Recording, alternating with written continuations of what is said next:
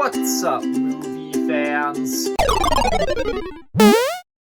Guys, 2024 started a few weeks ago, actually. I'm actually pretty late to this video. But before I can fully move on to 2024 and the new year, I obviously have to do what I do every year and look back at the previous year and all of the new releases that I saw. I saw 25 new movies in 2023, so today I'm going to be ranking all 25 of those movies from worst to best. This is going to be a bit of a long video, so I'm just going to get straight into it. Number 25, the worst movie I saw from 2023 was Justice League Warworld. Now, if you haven't heard of this movie, that's because it is a direct-to-video DC animated movie that came out in 2023. This movie is set in the DC Tomorrowverse. If you don't know what the DC Tomorrowverse is, it is a shared universe of animated DC films. I made a video talking about it early in 2023. In that video, I said that I liked the DC Tomorrowverse and I was optimistic about its future. I would like to retract that statement. I no longer like the DC Tomorrowverse, and I'm not optimistic about its future, because every movie that it has released since I made that video has sucked. And Justice League Warworld was easily the worst of all of them. This movie is basically supposed to be this really different and unique superhero movie that's taking all of these classic superheroes and putting them in different genres. So there's a section of the movie that's a Western with Wonder Woman. There's a section that's like a fantasy with Batman. There's a section that's like a sci-fi horror movie with Superman. That kind of stuff is interesting on paper, but in execution, it's just really boring. They don't do anything special with these concepts. It doesn't feel like you're watching classic movie genres mixed with classic superheroes. It just feels like you're watching generic movies from those classic movie genres. Beyond that, I also found this movie to be incredibly disjointed and confusing, so much so that I literally had to look up the plot of this movie on Wikipedia after I finished it, just to make sure I fully understood what happened. Unfortunately, I think that this movie basically completely killed my interest in the DC Tomorrowverse, even though I was very optimistic about this franchise. Number 24, Peter Pan and Wendy, one of the Disney live-action remakes that came out in 2023. Like most other Disney live-action remakes, this movie just completely misunderstands the original classic that it is adapting. This movie takes Neverland, this island that's supposed to be really wondrous and magical, and it makes it just feel so bland and boring. It's basically just a normal island with nothing special about it. It takes the incredibly simple yet effective themes of the original Peter Pan, how everybody has to grow up eventually, and it makes them way too heavy-handed to the point where they're not effective anymore. By far, the most bizarre thing that this movie does is trying to turn Captain Hook, a villain who is known for being cartoonishly over-the-top evil, into a sympathetic character. That's just ridiculous. So yeah, this is another terrible Disney live-action remake in my opinion. Number 23, another Disney movie that came out this year, Haunted Mansion. Obviously, it was based on a classic Disney World ride.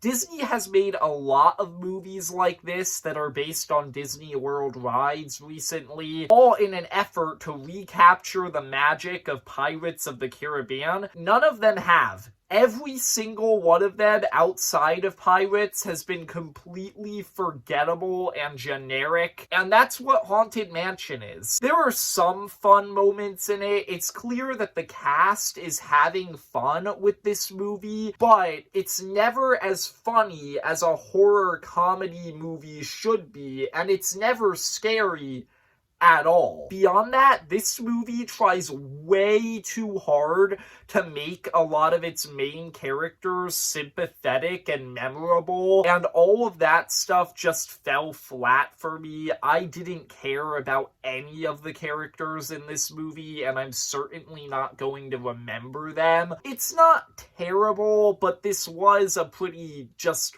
whatever type movie that came out this year. Number 22, Rebel Moon, Part 1, A Child of Fire. It's an incredibly long-titled movie made by Zack Snyder that released on Netflix, and like its title suggests, it is in fact a Part 1 of a two-part story. The second part is coming out in a few months. I thought that this movie was good for about 30 minutes. The first 30 minutes of this movie are actually pretty interesting with what they set up about this town that's being terrorized by this evil empire, and they're trying to stand up against their oppressors. That's pretty interesting. I was decently invested, and then 30 minutes in, it suddenly becomes this movie where these two characters go on this journey to try and recruit a bunch of people to help them in their cause. At that point, the movie just completely lost me. It just becomes incredibly boring and repetitive. I just wasn't really interested after that point. I didn't care about any of the characters that were introduced.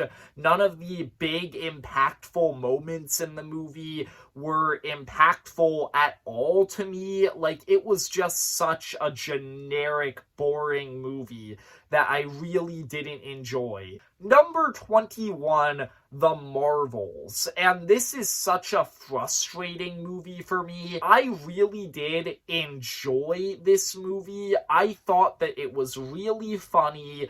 I thought that the three leads were incredibly just like energetic and fun together, especially Iman Vellani. I thought that a lot of this movie was just like really fun since it's trying to be this really goofy, silly superhero comedy movie. But even though this movie is fun, it has one of the most poorly thought out stories in the entire MCU. It just has like all of these different elements with specific characters' arcs and motivations and the villain's motivation and her plan that it just completely rushes by and barely explores. And then by the end of this movie, you have all of this stuff that's just shoehorned in there like a multiverse connection they just throw in at the end. None of the characters feel properly developed. Nothing feels earned. The movie is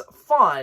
It's funny, but on a story level, it's just completely broken, in my opinion. This is what the MCU needs to avoid. It needs to start focusing on actually telling good stories again, rather than just focusing on making fun movies. We've had enough fun superhero movies.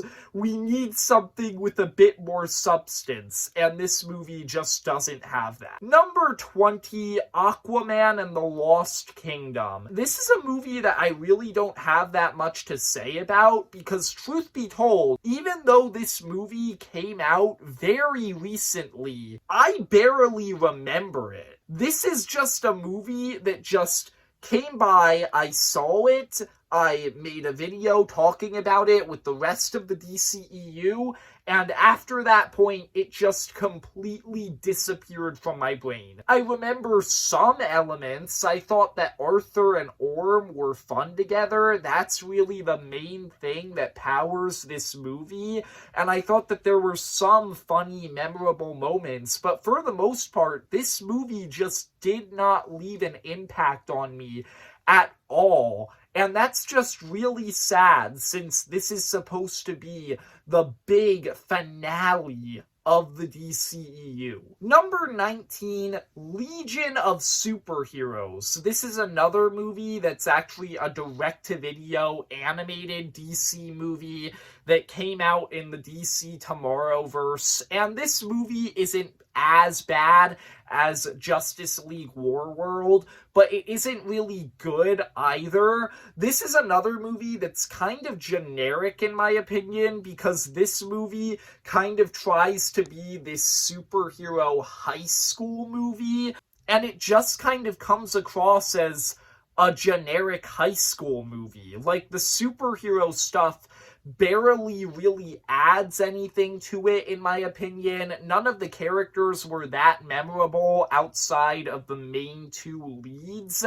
and this movie kind of has this really rushed enemies to lovers storyline with its two leads, Supergirl and Brainiac 5, that just felt really forced to me. Like, these two characters go from absolutely despising each other to being just completely in love with each other way too fast. So yeah, this movie isn't as bad as Justice League Warworld, but it's kind of just whatever, I guess. It's just fine. Number 18, the single most disappointing movie of the year, in my opinion, Indiana Jones and the Dial of Destiny.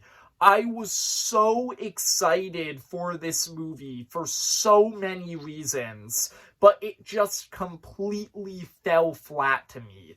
I've already talked about this movie a few times on my channel, so I'm going to kind of rush by my thoughts here, but basically all of my thoughts on this movie boil down to the fact that I think this movie took the super satisfying ending that Indy got in Kingdom of the Crystal Skull, and it just completely ruined it and replaced it with something that just feels so hollow. It isn't as satisfying at all. Yeah, Indiana Jones and the Dial of Destiny was just an incredibly disappointing movie for me, and it's easily my least favorite film in this franchise. Number 17, The Little Mermaid. This is another Disney live-action remake that came out this year, and this movie is honestly as painless and inoffensive as the Disney live-action remakes get. It doesn't do anything to ruin the original, but it doesn't really do anything to improve on it either. It's just kind of a boring, generic copy of the original movie that doesn't quite have the same emotion or great storytelling that the original movie had. So it's not terrible, like, it's passable, but this is definitely one of the Disney live-action remakes that's just kind of meh to me, because it doesn't do anything to change the original in any significant way. So there's just no reason why you would ever watch this version of the movie over the original one. Number 16, Ant-Man and the Wasp: Quantumania. This is another movie that I'm just going to kind of rush by my thoughts on, because I've already made 2 full videos on this movie, one of which is just kind of a video where I just analyze why I think this movie's story doesn't work. But to summarize my thoughts that I shared in that video, This movie is so focused on introducing Kang the Conqueror and making him a great villain that it forgets to do anything else. So as a result, Kang the Conqueror is great in this movie. He's memorable, he's threatening, he's interesting, he's just a great villain. But the rest of the movie is just kind of meh. Like, none of the characters learn anything, the plot doesn't have any lasting consequences, and nothing about it is really that interesting. Like, this is a Kang the Conqueror movie, and so it's just a really weird movie.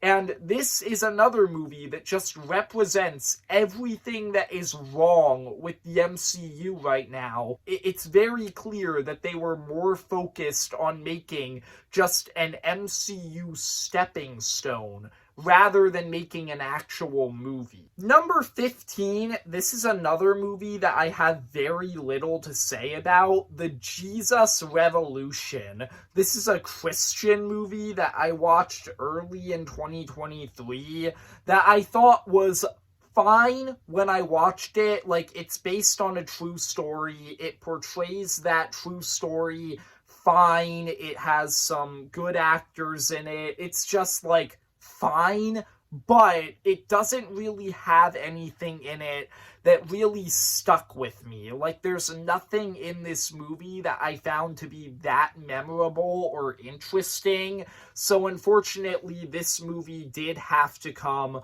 lower on the list. I still don't dislike it, but this is one of the most forgettable movies that I saw all year. Number 14, Shazam! Fury of the Gods. And I thought that this movie was a good sequel to Shazam that kind of also missed the point of Shazam at the same time. The reason I liked the first Shazam movie is because it was a really funny, unique, original superhero movie that had a lot of heart to it, and it felt just much smaller scale and more personal. This movie doesn't feel that way at all. This movie very much goes bigger than the first Shazam movie, and it ups the stakes, and it just makes everything feel much more large scale, and just something about the first movie got lost in translation, and I didn't enjoy it as much. I still had fun with the movie. I thought that the characters were still interesting.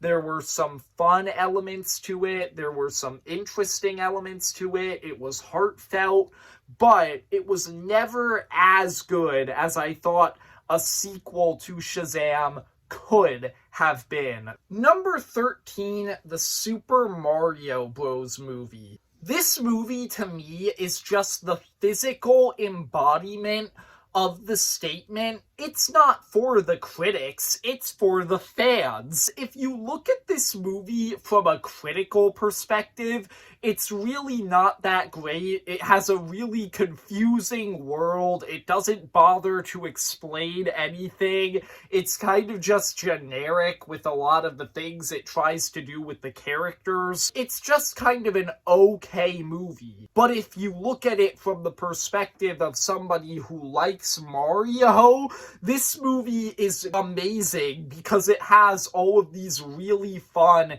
Easter eggs and references and really memorable, fun moments where it's just exploring this world, and it has like Mario Kart and just all of these different fun things in it that just appeal to Mario fans. So it's not really a great movie in my opinion, but it is a really fun movie, especially for fans of Mario. Number 12, Elemental. You guys know that I love Pixar. I talk about it a lot. Pixar is one of my favorite movie studios. Over the past few years, I've thought that they've kind of had a bit of a drop-off in quality.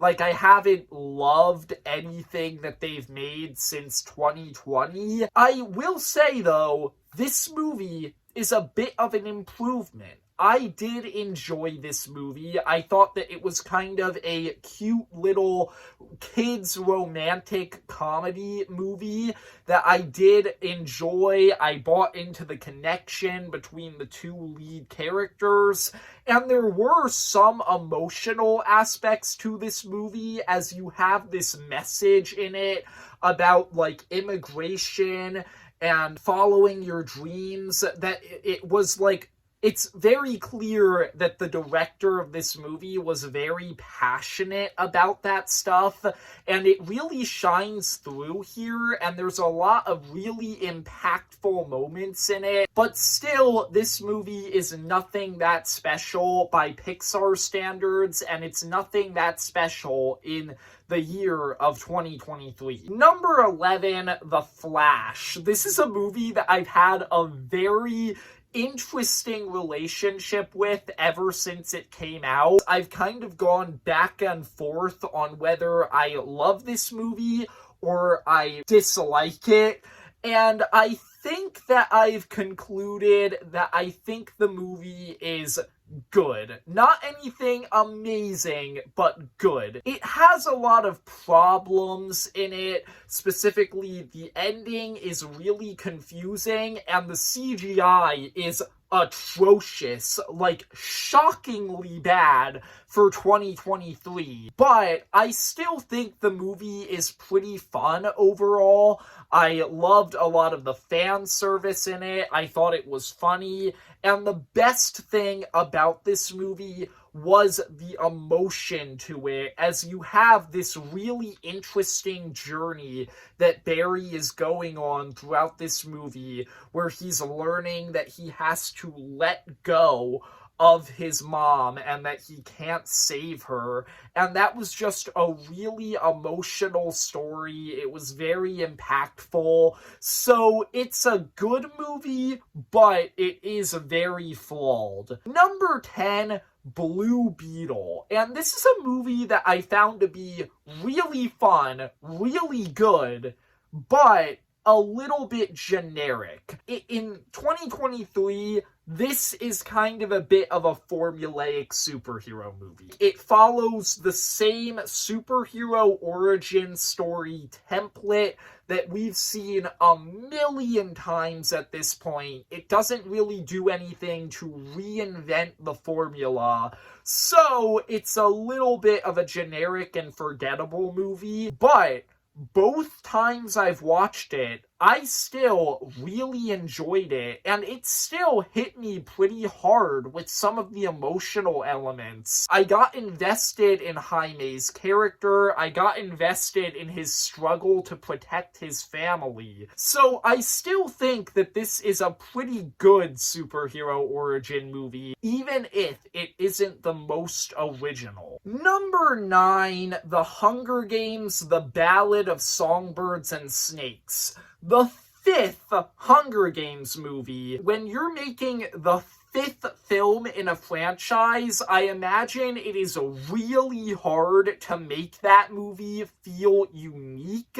But that's what The Ballad of Songbirds and Snakes is. It is the most unique movie in the Hunger Games franchise because of the way it explores the entire franchise from a completely new perspective in a completely new time period. It's just a fantastic prequel that explores the origins of the Hunger Games and a lot of that stuff really well, and it also has this great character arc at its center. Coriolanus Snow went from being this pretty good person with a pretty solid moral compass to being this terrible monster of a human being, and that's just really interesting. The one problem with The Ballad of Songbirds and Snakes is that just like with the book it's adapting, it kind of feels like the last third of this movie should have been a different story. It kind of just feels tacked on to this one. That doesn't really affect my thoughts on it that much. I still like it, but that is still a pretty big problem that probably knocked it down like one slot on this list. Number 8, The Creator, an original sci-fi movie directed by the guy who directed Rogue One. I saw it and I made a full review on this movie a few months ago, and I still stand by my thoughts in that video. I thought that this movie was a bit of a forgettable movie that didn't really leave that big of an impact on me, but I still thought that it had a lot of really interesting elements to it, especially with its story and its themes about war and the casualties of war and how it's never really worth it in the end. I thought that the movie managed to get that theme across by just being this incredibly destructive movie with this incredibly high body count. I thought that that really enhanced the theme and made it like really shine through. And then I also just thought that in general, this was a really good looking movie. It was very well directed. It had great cinematography. And unlike most of the superhero movies that came out this year, it had finished and really good CGI. I really like the top 7 movies on this list, and it was very hard to pick between them. But number 7, Teenage Mutant Ninja Turtles Mutant Mayhem. I would just like to give TMNT Mutant Mayhem congratulations for being the funniest movie of 2023, in my opinion, which is really hard when you look at some of the other movies that came out this year and how funny those movies were. But TMNT Mutant Mayhem was just a ton of fun, in my opinion. Every joke in this movie landed, but it's also a movie that has a lot of heart to it. The reason it has heart to it and the reason it's so funny is because of the interactions between the turtles. In this movie, the turtles really feel like brothers. They have this dynamic where you can just really tell that they care about each other, and I really enjoyed them together, and I thought that there were a lot of really great emotional moments in this movie, especially when you get towards the end of this movie and you just have this super satisfying, happy ending to this story. And then another thing that's just fantastic about this movie is its animation, which is another one of these movies that just kind of like blends 2D and 3D animation together like Spider-Verse, and this movie just looks fantastic. So yeah, it's just a great TMNT movie that I really enjoyed. Number 6, Barbie. I saw the Barbie movie. This movie was way better than I expected it to be. This movie was advertised as this really fun, self-aware comedy movie, and that's what it is. But it also has a lot more to it that I wasn't really expecting in terms of the themes that this movie explores and how heavy it actually ended up being. It really has a lot to say about the pressures of gender roles on both sides of the spectrum. Like, it explores those themes with both women and men, And as a result, I just found this to be a really impactful, powerful movie, while also being a really funny one. Now, it's not perfect. Some people have pointed out that this movie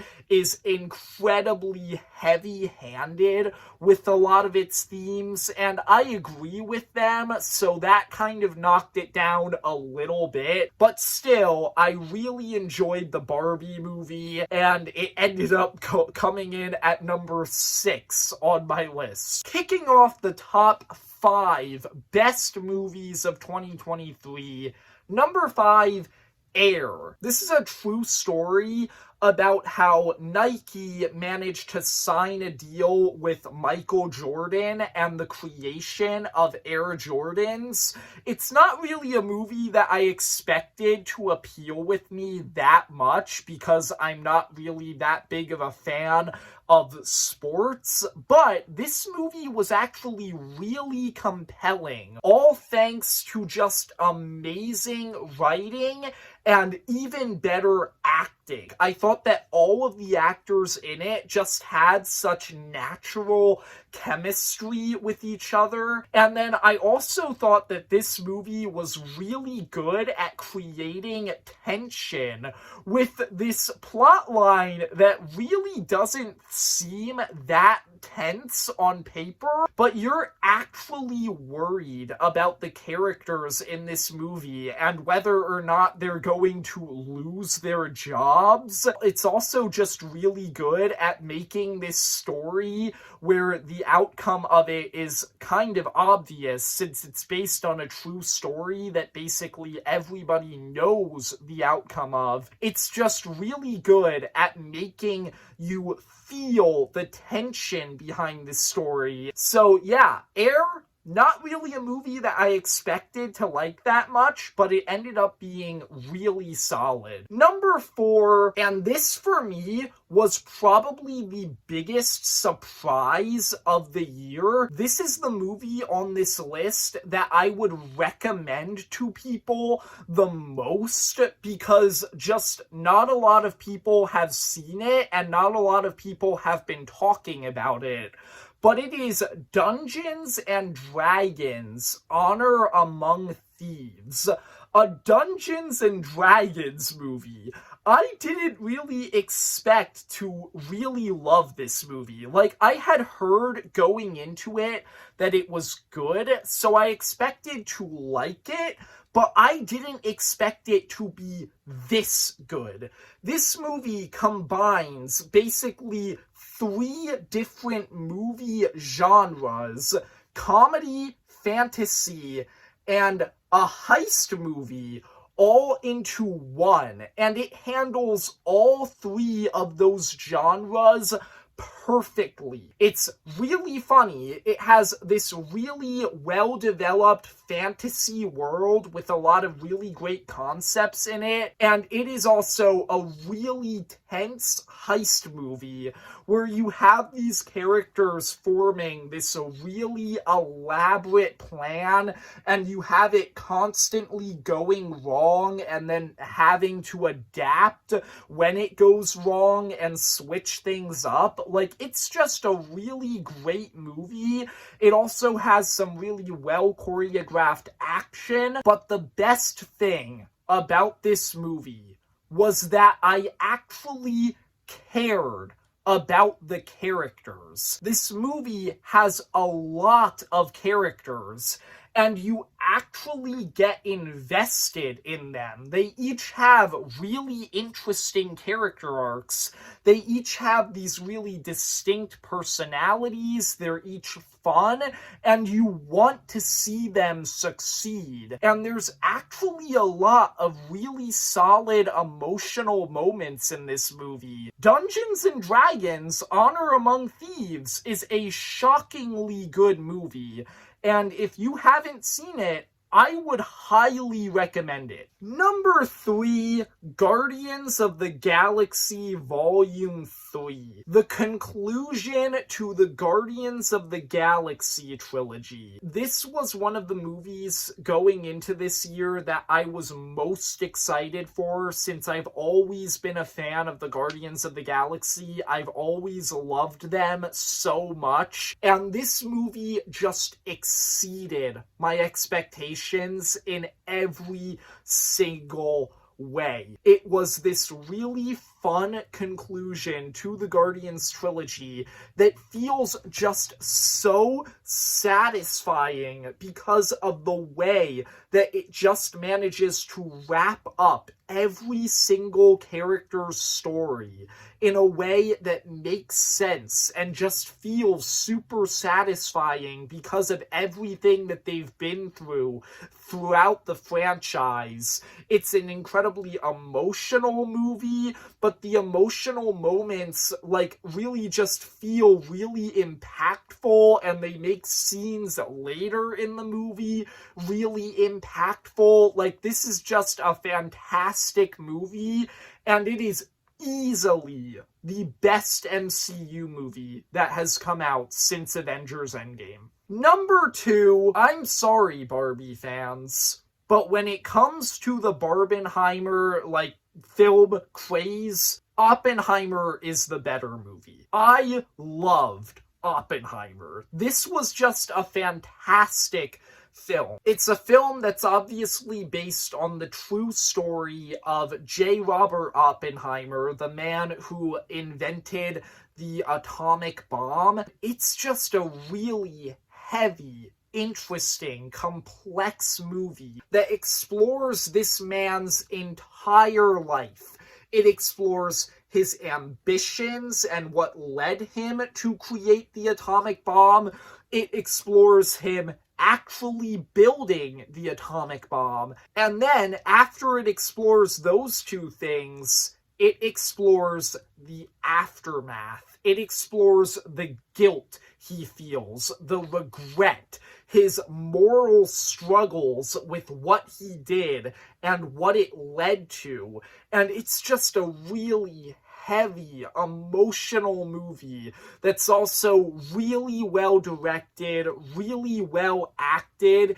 It just explores so many interesting themes that just really stick with you. And by the end of this movie, it just really managed to implant a fear in me. I kind of realized towards the end of this movie, this is real. This is something that really happened. And this technology really exists. And it has the power to wipe out the entire world. So yeah, it's just a movie that really sticks with you because of its subject matter and how it just really makes you rethink the world that you actually live in. Hey guys, sorry to interrupt, but this is Movie Fan from the future here, and I actually wanted to add a movie to this list. I watched another movie from 2023 while I was editing this video. This movie was so good that I decided I couldn't keep it off the list, so my new second favorite movie of 2023 is Mission Impossible: Dead Reckoning. I recently watched through all of the Mission Impossible movies for the first time, and I'm planning on ranking all of them on my channel in a few weeks. This movie was one of the best ones. It was so good. It has the tension, the action, the amazing stunt work that the Mission Impossible franchise is known for. It has all of the great characters that you love in this franchise. franchise. And one of my favorite aspects about this movie in particular is that this movie actually goes a lot deeper into the world building of the Mission Impossible franchise. It explores the IMF as an organization a lot more, and it also explores the famous line from the Mission Impossible franchise, "Your mission if you choose to accept it," and it explores the fact that joining the IMF and risking your life on these missions is, in fact, a choice, and it explores what drives somebody to make that choice. Yeah, Mission Impossible Dead Reckoning is a really good movie. It's one of the best Mission Impossible movies, and I will be talking about it more when I rank all of the movies soon. But coming in at number 1, my favorite movie of 2023, Spider-Man Across the Spider-Verse. The sequel to one of my favorite movies of all time. I wasn't really ready to say this when I first watched this movie, but in the months since it's came out, I've concluded that I think Across the Spider-Verse is better than Into the Spider-Verse. I think this movie exceeded Into the Spider-Verse by just telling this really great story that feels like a combination of everything that you have ever seen in a Spider-Man movie, just all being explored in one film, all being celebrated in one film. Just everything that makes Spider-Man Spider-Man is in this movie. It explores his ideology, it explores a lot of themes related to that in really interesting ways. It explores just like every single aspect of this character. It's funny, it's emotional, it has some really devastating moments in it, but it also has like a lot of really hopeful moments in it. It sets up something really interesting for the future of this trilogy, for the final film of the Spider-Verse franchise, which I just can't wait for. And to top it all off, it just has beautiful animation. It is probably the best looking animated movie that I have ever seen. Across the Spider-Verse had to be my favorite movie of 2023. So there you go. That is my ranking of all 25 movies I saw in 2023. I hope you enjoyed. If you did, leave a like, comment down below. What is the best movie that you saw in 2023? And subscribe. See ya, movie fans.